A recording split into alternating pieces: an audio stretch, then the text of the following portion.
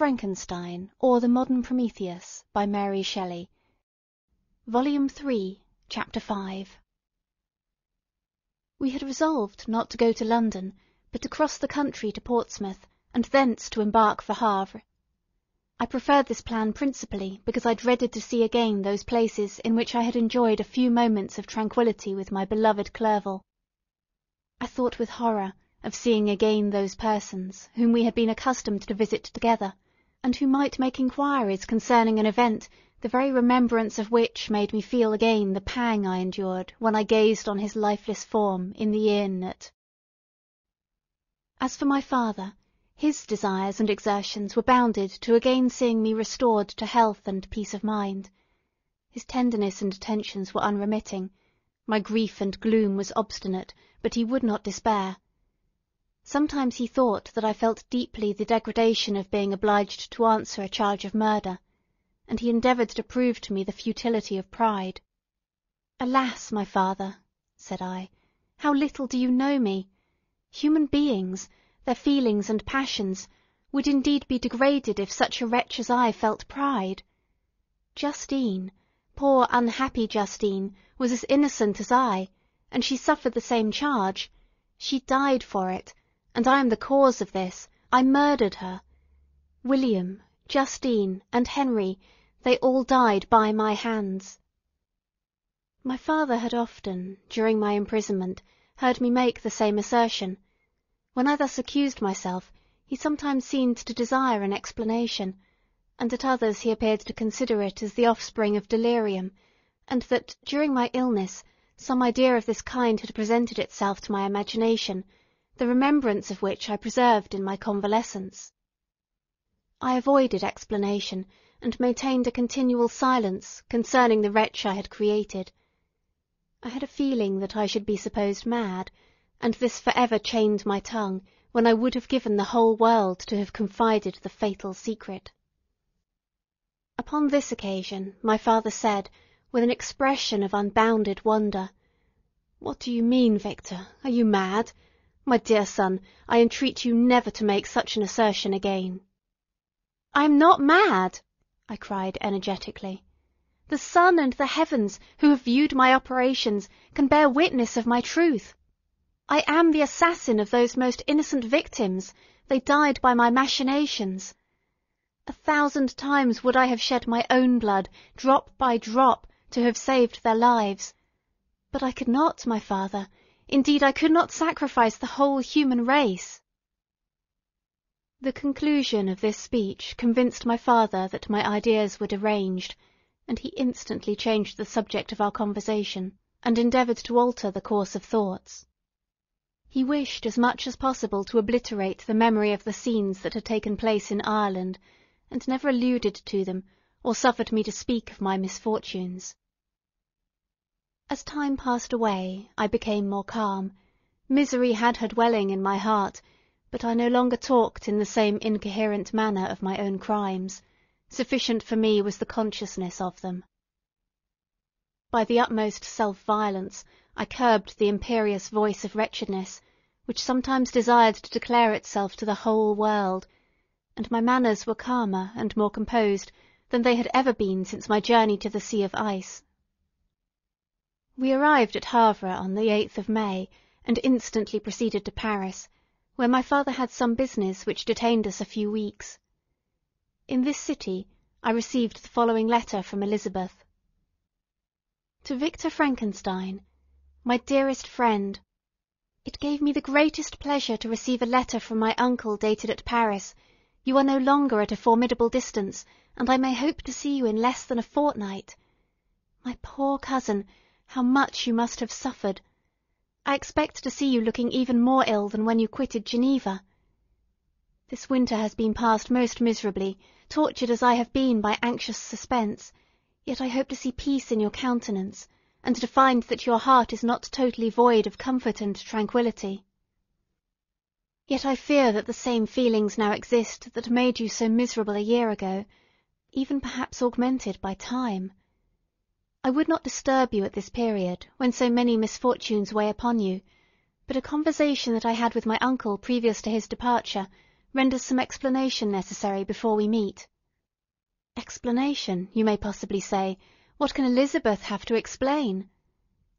If you really say this, my questions are answered, and I have no more to do than to sign myself your affectionate cousin. But you are distant from me, and it is possible that you may dread, and yet be pleased with this explanation, and in a probability of this being the case, I dare not any longer postpone writing what, during your absence, I have often wished to express to you, but have never had the courage to begin. You well know, Victor, that our union has been the favourite plan of your parents ever since our infancy. We were told this when young, and taught to look forward to it as an event that would certainly take place. We were affectionate playfellows during childhood, and dear and valued friends to one another as we grew older. But as brother and sister often entertain a lively affection towards each other without desiring a more intimate union, may not such also be our case? Tell me, dearest Victor, answer me, I conjure you by our mutual happiness, with simple truth, do you not love another? You have travelled, you have spent several years of your life at Ingolstadt, and I confess to you, my friend, that when I saw you last autumn so unhappy, flying to solitude, from the society of every creature, I could not help supposing that you might regret our connection, and believe yourself bound in honour to fulfil the wishes of your parents, although they opposed themselves to your inclinations. But this is false reasoning. I confess to you, my cousin, that I love you, and that in my fair dreams of futurity you have been my constant friend and companion. But it is your happiness I desire, as well as my own, when I declare to you that our marriage would render me eternally miserable, unless it were the dictate of your own free choice. Even now I weep to think that, borne down as you are by the cruellest misfortunes, you may stifle, by the word honour, all hope of that love and happiness which would alone restore you to yourself. I, who have so disinterested an affection for you, may increase your miseries tenfold by being an obstacle to your wishes. Ah, Victor, be assured that your cousin and playmate has too sincere a love for you not to be made miserable by this supposition. Be happy, my friend, and if you obey me in this one request, remain satisfied that nothing on earth will have the power to interrupt my tranquillity. Do not let this letter disturb you. Do not answer tomorrow, or the next day, or even until you come, if it will give you pain. My uncle will send me news of your health, and if I see but one smile on your lips when we meet, occasioned by this or any other exertion of mine, I shall need no other happiness. Elizabeth Lavenza, Geneva, May 18th, 17. This letter revived in my memory what I had before forgotten, the threat of the fiend, I will be with you on your wedding night. Such was my sentence, and on that night would the demon employ every art to destroy me, and tear me from the glimpse of happiness which promised partly to console my sufferings. On that night he had determined to consummate his crimes by my death. Well, be it so. A deadly struggle would then assuredly take place, in which, if he was victorious, I should be at peace, and his power over me be at an end. If he were vanquished, I should be a free man. Alas, what freedom! Such as the peasant enjoys when his family have been massacred before his eyes, his cottage burnt, his lands laid waste, and he is turned adrift, homeless, penniless, and alone, but free. Such would be my liberty, except that in my Elizabeth I possessed a treasure. Alas, balanced by those horrors of remorse and guilt which would pursue me until death. Sweet and beloved Elizabeth! I read and re-read her letter, and some softened feelings stole into my heart, and dared to whisper paradisiacal dreams of love and joy. But the apple was already eaten, and the angel's arm bared to drive me from all hope. Yet I would die to make her happy. If the monster executed his threat, death was inevitable. Yet, again, I considered whether my marriage would hasten my fate. My destruction might indeed arrive a few months sooner, But if my torturer should suspect that I postponed it, influenced by his menaces, he would surely find other, and perhaps more dreadful means of revenge. He had vowed to be with me on my wedding night, yet he did not consider that threat as binding him to peace in the meantime. For, as if to show me that he was not yet satiated with blood, he had murdered Clerval immediately after the enunciation of his threats.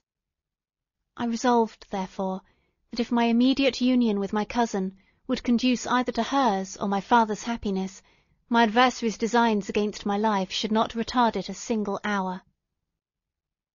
In this state of mind I wrote to Elizabeth. My letter was calm and affectionate. "I fear, my beloved girl," I said, "little happiness remains for us on earth, yet all that I may one day enjoy is concentered in you. Chase away your idle fears. To you alone do I consecrate my life, and my endeavours for contentment. I have one secret, Elizabeth, a dreadful one. When revealed to you, it will chill your frame with horror, and then, far from being surprised at my misery, you will only wonder that I survive what I have endured. I will confide this tale of misery and terror to you the day after our marriage shall take place, for, my sweet cousin, there must be perfect confidence between us. But until then, I conjure you, do not mention or allude to it. This I most earnestly entreat, and I know you will comply."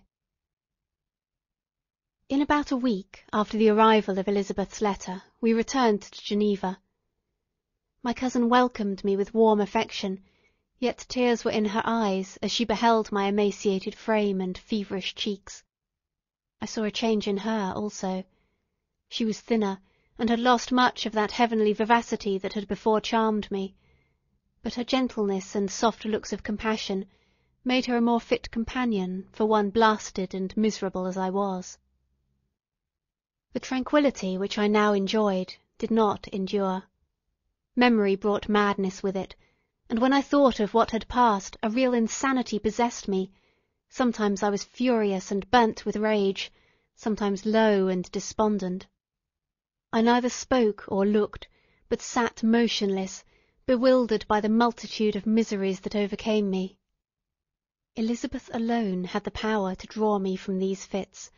Her gentle voice would soothe me when transported by passion, and inspire me with human feelings when sunk in torpor. She wept with me and for me. When reason returned, she would remonstrate and endeavour to inspire me with resignation. Ah, it is well for the unfortunate to be resigned, but for the guilty there is no peace. The agonies of remorse poison the luxury there is otherwise sometimes found in indulging the excess of grief. Soon after my arrival, my father spoke of my immediate marriage with my cousin. I remained silent. "Have you, then, some other attachment?" "None on earth. I love Elizabeth, and look forward to our union with delight. Let the day therefore be fixed, and on it I will consecrate myself, in life or death, to the happiness of my cousin." "My dear Victor, do not speak thus. Heavy misfortunes have befallen us, but let us only cling closer to what remains, and transfer our love for those whom we have lost to those who yet live. Our circle will be small, but bound close by the ties of affection and mutual misfortune, and when time shall have softened your despair, new and dear objects of care will be born to replace those of whom we have been so cruelly deprived." Such were the lessons of my father. But to me the remembrance of the threat returned, nor can you wonder that, omnipotent as the fiend had yet been in his deeds of blood, I should almost regard him as invincible, and that when he had pronounced the words, "I shall be with you on your wedding night," I should regard the threatened fate as unavoidable. But death was no evil to me if the loss of Elizabeth were balanced with it, and I therefore, with a contented and even cheerful countenance, agreed with my father that, if my cousin would consent, the ceremony should take place in 10 days, and thus put, as I imagined, the seal to my fate. Great God! If for one instant I had thought what might be the hellish intention of my fiendish adversary, I would rather have banished myself for ever from my native country, and wandered a friendless outcast over the earth, than to have consented to this miserable marriage. But if possessed of magic powers, the monster had blinded me to his real intentions, and when I thought that I had prepared only my own death, I hastened that of a far dearer victim. As the period fixed for our marriage drew nearer, whether from cowardice or a prophetic feeling, I felt my heart sink within me. But I concealed my feelings by an appearance of hilarity that brought smiles and joy to the countenance of my father, but hardly deceived the ever-watchful and nicer eye of Elizabeth. She looked forward to our union with placid contentment, not unmingled with a little fear, which past misfortunes had impressed, that what now appeared certain and tangible happiness might soon dissipate into an airy dream, and leave no trace but deep and everlasting regret. Preparations were made for the event, congratulatory visits were received, and all wore a smiling appearance. I shut up, as well as I could, in my own heart, the anxiety that preyed there, and entered with seeming earnestness into the plans of my father, although they might only serve as the decorations of my tragedy.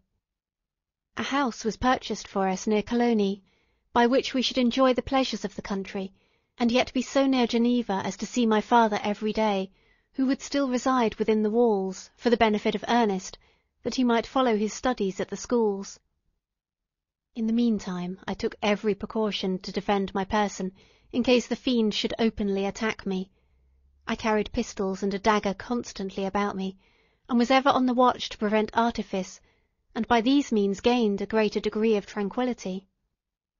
Indeed, as the period approached, the threat appeared more as a delusion, not to be regarded as worthy to disturb my peace, while the happiness I hoped for in my marriage wore a greater appearance of certainty, as the day fixed for its solemnization drew nearer, and I heard it continually spoken of as an occurrence which no accident could possibly prevent.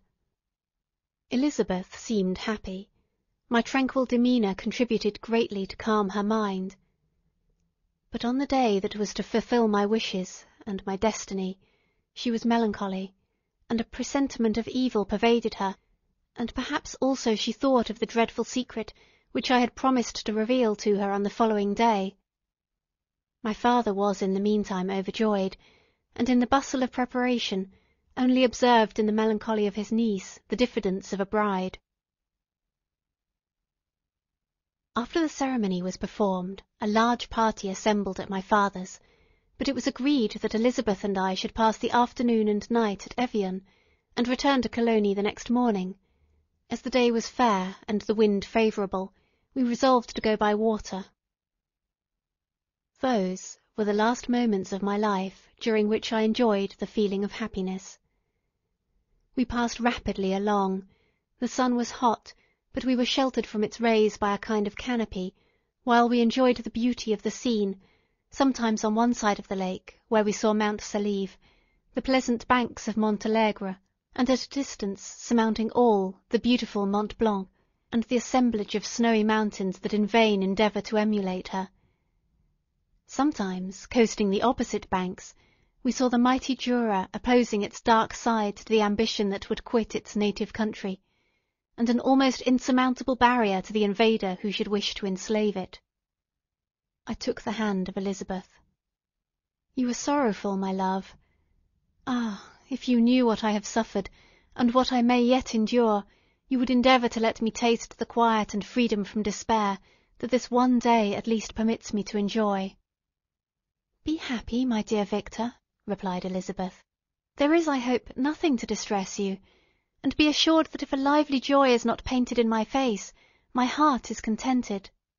Something whispers to me not to depend too much on the prospect that is opened before us, but I will not listen to such a sinister voice. Observe how fast we move along, and how the clouds, which sometimes obscure and sometimes rise above the dome of Mont Blanc, render the scene still more interesting. Look also at the innumerable fish that are swimming in the clear waters, where we can distinguish every pebble that lies at the bottom. What a divine day! How happy and serene all nature appears!"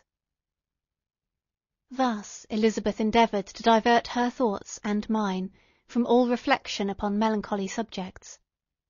But her temper was fluctuating. Joy for a few instants shone in her eye, but it continually gave place to distraction and reverie. The sun sunk lower in the heavens. We passed the river Drance, and observed its path through the chasms of the higher and the glens of the lower hills. The Alps here come closer to the lake, and we approached the amphitheatre of mountains which forms its eastern boundary. The spire of Evian shone under the woods that surrounded it, and the range of mountain above mountain by which it was overhung. The wind, which had hitherto carried us along with amazing rapidity, sunk at sunset to a light breeze. The soft air just ruffled the water, and caused a pleasant motion among the trees as we approached the shore, from which it wafted the most delightful scent of flowers and hay. The sun sunk beneath the horizon as we landed, and as I touched the shore, I felt those cares and fears revive, which were soon to clasp me and cling to me for ever.